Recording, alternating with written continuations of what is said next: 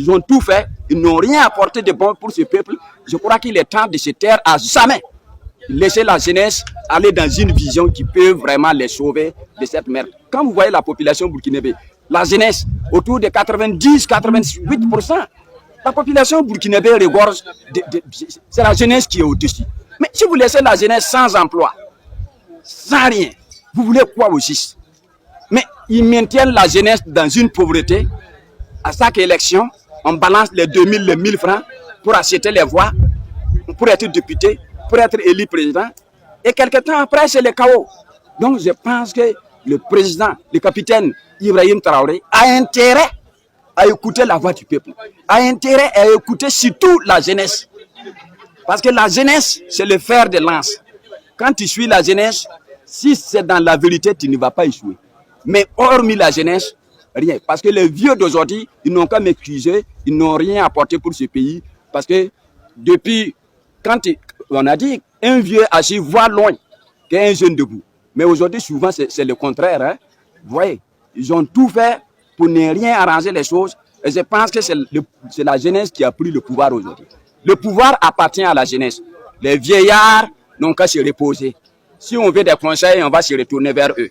Dans les cas contraires, ils n'ont qu'à rester dans leur coin.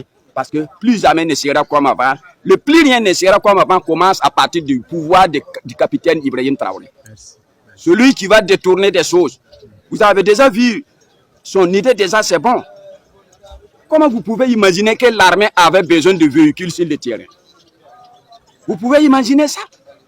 Le manque de moyens de locomotion sur le terrain, jusqu'à tel point qu'ils demandent le véhicule que vous ne voulez pas. Les véhicules qui sont là, problème de batterie, problème de pneus, amenez-nous, on va arranger parce qu'on a besoin de ça sur le terrain. Mais ça fait pleurer. Dans quel pays sommes-nous?